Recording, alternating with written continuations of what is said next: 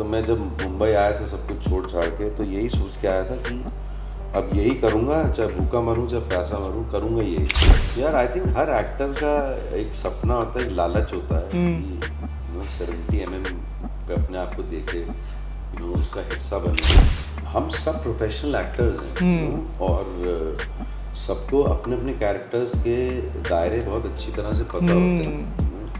There is no way that I could cross over and start doing what Ajay Bhai was doing. Of course, yeah. Or Ritesh Deshmukh was doing. मैं गलतियाँ नहीं कहूँगा कि मैंने बहुत सारी गलतियाँ की हैं, लेकिन हाँ मैं थोड़ा आलसी टाइप का आदमी हूँ। तो ऐसे वैसा बिल्कुल नहीं था कभी भी, ना अभी भी शायद हूँ, कि नहीं यार ये कर गुजरना है, मर मिटना है और go getter type. Subscribe and hit the bell icon to never miss another update from India Forums. इनकी फिल्म में एक लाइन है, हम दिन की इग्नोर की हुई वो सब्जी है जो रात को सस्ते में ऐसे ऐसे ही। लेकिन जो इनको एक्चुअली असल में जानता है ना, वो ये जरूर कहेगा कि ये इंडस्ट्री के अब तक इग्नोर किए गए वो कलाकार थे जो अब जाके सबको समझ में आ रहा है कितने बेहतरीन थे, और सस्ते में तो नहीं, बस महंगे में ही। Hi everyone, this is Kunal Kothari, you are watching me on India forums. और अब तक अगर आप नहीं समझे हैं, I am of course talking about the wonderful Amit Sial. Hello sir.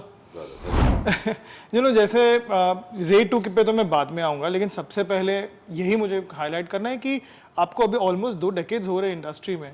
2005-2006 आपकी शुरुआत है ना? 2006 या आई थिंक वो ऑलमोस्ट 2 डेकेड्स। पता नहीं चला वक्त कहाँ चला जाता है। But congratulations, I mean what a journey sir. I mean 2 दशक के कैसी जर्नी रही है। और मुझे ये जानना है कि जब इस तरह के आप जर्नीज देखते हैं, एक तरह से शुरुआत हुई थी और अब जाके वो रिकग्निशन मिलना, ऐसे में ऑब्वियसली उतार चढ़ाव सबके साथ होते हैं, उसमें कोई बड़ी बात नहीं है। लेकिन जब इस तरह होता है, आप सोचते हो कि बदलते दौर के साथ अडेप्ट करना कितना जरूरी होता है। You one of the few once you have done that apart from obviously a selected few. ऐसे जब आप देखते हो, do you look back at things कि कभी लगता है कि वो इस तरह की जर्नी रही, ये अच्छा था वो अच्छा था, लेकिन कभी कभी किन चीजों से लेकर मन खट्टा सा होता है कि शायद ये होता तो और भी होता, बेहतर होता? यार आई थिंक पर्सनली हमेशा ऐसा ही लगता है मुझे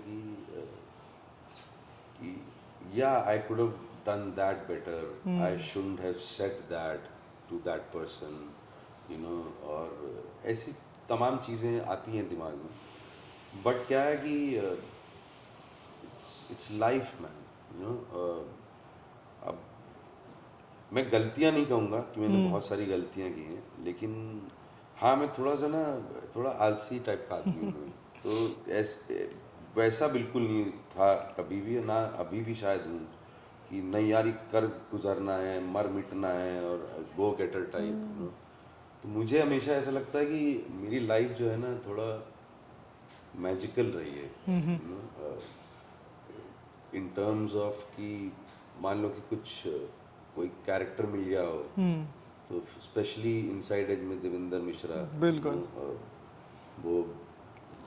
वो ऐसा दौर था कि काम भी नहीं था, पैसे भी नहीं थे, कोई रिकग्निशन भी नहीं था। उससे पहले भी काफ़ी सारा काम छोटा मोटा किया हुआ था, लोग जानते थे मेरे बारे में, बट मतलब वहाँ तक नहीं पहुँच पा रहा था। एक ग्लास सीलिंग थी जहाँ पे उसके बाद जो है आपके पास और पॉपुलैरिटी आए, काम आए, और आपको अपना हुनर दिखाने का मौका मिले। तो वो कैरेक्टर उस टाइम में आया जब मैं इन्हीं सब चीज़ों से गुजर रहा था, इंटरनली, कि एक आंगस्ट था, फ्रस्ट्रेशन थी लाइफ में, तो वो सारा निचोड़ के देवेंद्र मिश्रा में डाल दिया, और ऐसी मैजिकल चीज़ें हुई हैं कि बहुत बार मन किया कि यार मैं छोड़ दूं, क्या हो नहीं रहा है यार, और निकल जाता हूँ वापस, कुछ और करता हूँ। तो मुंबई बड़ी कमाल की चीज़ है यार। बिल्कुल। फिल्म इंडस्ट्री बहुत कमाल की जगह है, वो कुछ ना कुछ मिलता रहा जो कि मुझे रोक के रखा रहा, और ऐसे ही धीरे धीरे करता रहा मैं। आई थिंक मैंने कभी कुछ स्ट्रैटेजाइज नहीं किया कुछ भी, राइट। बहुत से लोग मेरे अपने जानने वाले, चाहने वाले, प्यार करने वाले मुझे बोलते हैं नहीं यार थोड़ा वो गोल्स बनाया कर, ये कर वो कर, वो लेकिन वो सबके बस की बात नहीं है, मेरे बस की बात नहीं। एक आध बार स्ट्रैटेजी बनाने की कोशिश भी करी, तो कुछ हुआ नहीं यार, है ना। मैं छोड़ ही दो इसको, जो चल रहा है चलने दो, अगर होना होगा तो हो जाएगा, और धीरे धीरे हो ही गया यार। राइट, बिल्कुल, and that is so fitting sir, because जैसे में कभी कभी फ्लो के साथ जाना बेहतर होता है रादर दिन बैठ के पूरा उसको इंटेलेक्चुअलाइज करना कि भाई इस तरह ही होना चाहिए। फैबुलस, मैं भी रिसेंटली विनीत कुमार सिंह का इंटरव्यू मैंने रिसेंटली किया था, और माशाल्लाह उनका भी क्या अद्भुत साल रहा है 2025 आपके लिए भी। अब लग रहा है जब कुछ भी चीज बैक टू बैक होती है ना, वो कॉन्वर्सेशन शुरू हो जाती है।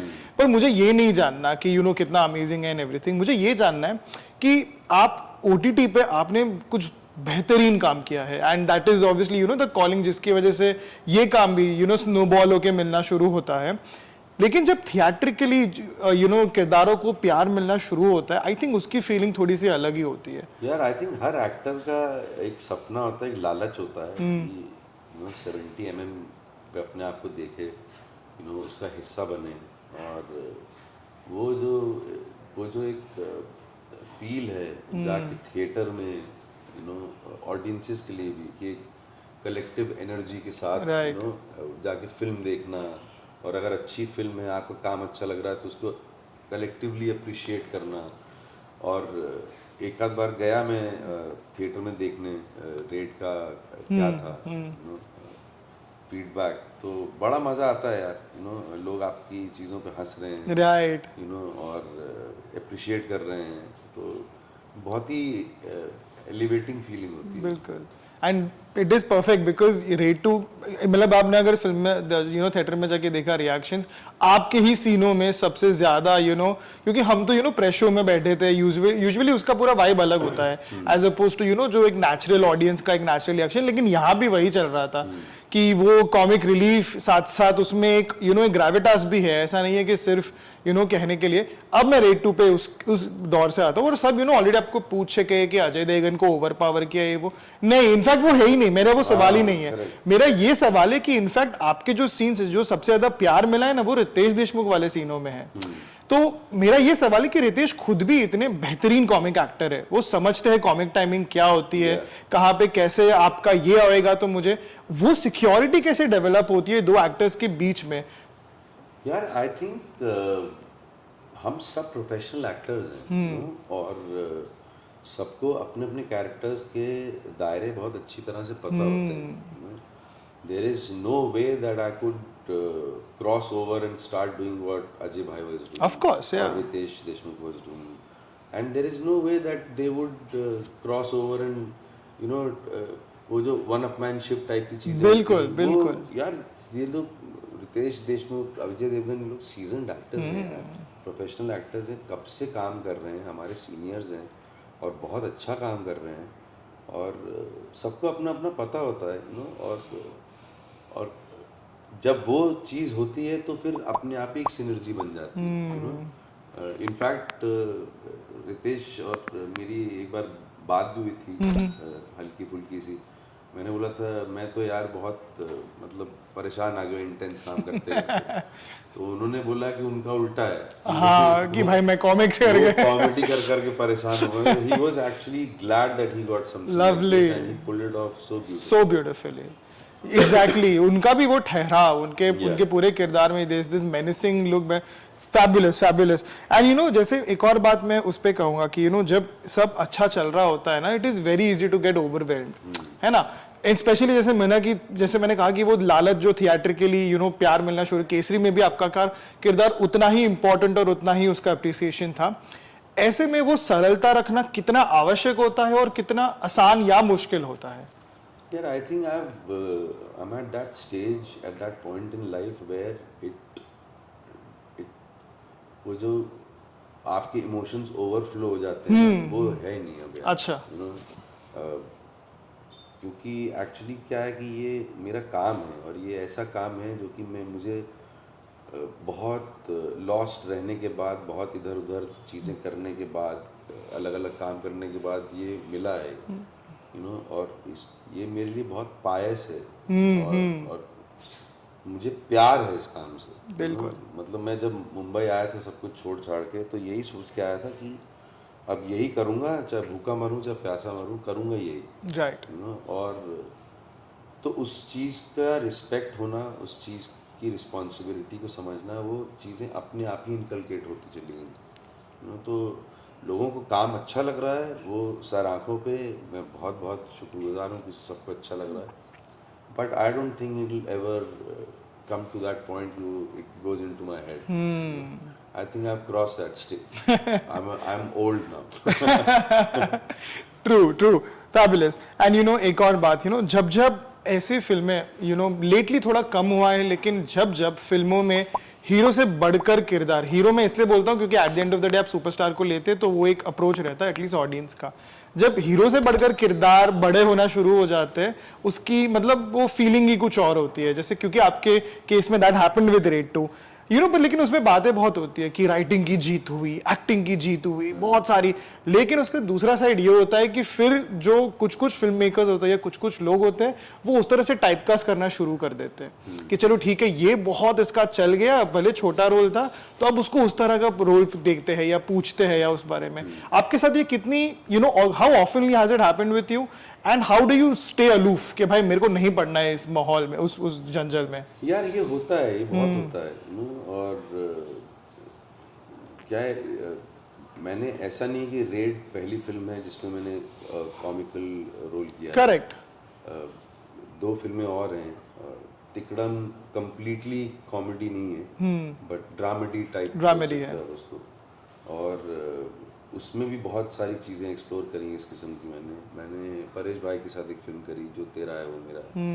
वो आउट एंड आउट कॉमेडी है, उसमें भी बहुत मजा आया काम करने में। एक कुक्कू माथुर की झंड हो गई करके, यस ऑफ कोर्स, बहुत साल पहले फिल्म करेक्ट थी।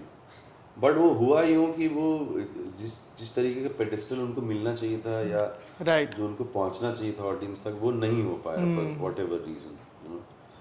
वो इधर से जो रेड में मिला है ना, वो मुझे इनफैक्ट आई डोंट थिंक कि, मुझे तो बिल्कुल नहीं पता था, आई डोंट थिंक किसी को भी ऐसा लगा होगा कि मतलब ऐसा ऐसा ऑडियंस का प्यार मिलेगा बिल्कुल कैरेक्टर।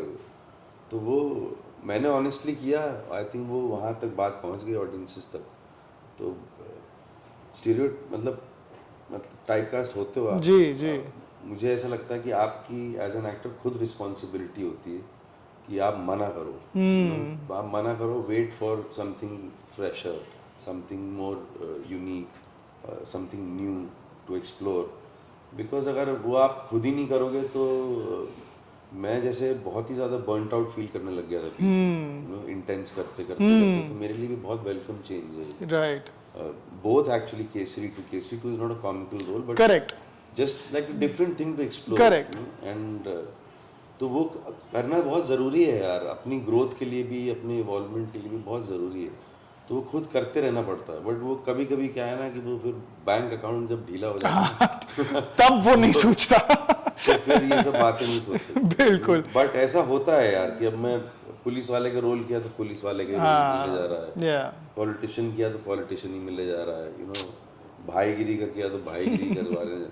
तो ये होता रहता है, बट आपकी खुद की रिस्पॉन्सिबिलिटी होनी चाहिए, राइट, कि जितना अवॉइड कर सकें इसको करें। बिल्कुल। आखिरी 2 सवाल। OTT पे जैसे मैंने कहा कि आपका काम सबसे ज़्यादा जो बोलते हैं ना अवेयरनेस और दूसरा काम मिलना, it's because of some of the finest OTT projects that you have been a part of. लेकिन जैसे आपने कहा कि इंटेंस करते करते अब थोड़ा सा ओवरडोज हो गया था उसका और red 2 became a welcome change. My theory with OTT is ना कि कॉमेडीज OTT में भी बहुत कम है। इनफैक्ट आप सोचने जाओगे तो आपको नहीं सूझेगा कि कौन सी अच्छी कॉमेडी फिल्म या कॉमेडी शो मैंने इंडियन डोमेन में देखा था। How do you look at that scene? Because सबको ऐसे ही लगता था कि OTT पे अच्छी थ्रिलर चलेगी, अच्छी drama, intense drama, horror drama, इस तरह की चीजें चलेगी। How do you look at it? यार होना चाहिए, हर किस्म के जॉनर को एक्सप्लोर करना चाहिए OTT पे। OTT started as a boon content, it was completely content driven, it still is, but हम लोग आई थिंक शायद भेड़ चाल में ना एक के बाद एक वही सिमिलर चीज़ें बनाने लगता है कि ये चल गया तो ये ऐसा ही कुछ बनाओ, बट एक्सप्लोर करना चाहिए। जैसे किया भी है लोगों ने, TVF ने panchayat, of course, yeah. It's not only comedy, it's a nice drama, it's a very heartfelt drama, and ऐसी चीज़ें होनी चाहिए। और I think panchayat is one of those shows that can be a benchmark for others True. to understand that if you honestly put out something unique for the audiences to watch, they will lap it up. Lovely. And I think you and TVF are a marriage waiting to happen. Because I and? you and TVF, TVF, fantastic TVF Yeah, show. I would love to work with those guys. Those They are guys- fabulous. and And- they've got amazing writers and directors, Yeah. and this storytelling is simple yet very deep and very nice. I really like their work. Fantastic and finally to round it up as an actor जिसने अब इतने सारे genres you know adapt देख लिए हैं, कर लिए हैं, अलग अलग टाइप के किरदार कर लिए हैं, मेरा हमेशा एक बहुत क्यूरियस सवाल होता है कि एज एन एक्टर हर एक्टर के लिए शायद एक इमोशन ज़्यादा डिफिकल्ट होगा दूसरे से क्रैक करना. किसी के लिए हंसाना आसान होता है, किसी के लिए रुलाना आसान होता है. What has been the emotion which has been the toughest for you to crack over the years? और अब उसकी वो थोड़ी कंफर्ट आ गई है कि अब मैं ये कर सकता हूँ और वो सीखते सीखते हुआ है. मैं तो सब कुछ कर सकता हूँ. अरे क्या बात है. हाँ, क्योंकि इसमें कोई मतलब I am not blowing my own trumpet. I am an हाँ, actor, you know, yeah, yeah. And if given enough time I can, और not only just me, any actor would be able to pull off anything. तो it's just a matter of how much honesty you come out with and how much dedicated you are to that character, to take it to that level. Right fantastic.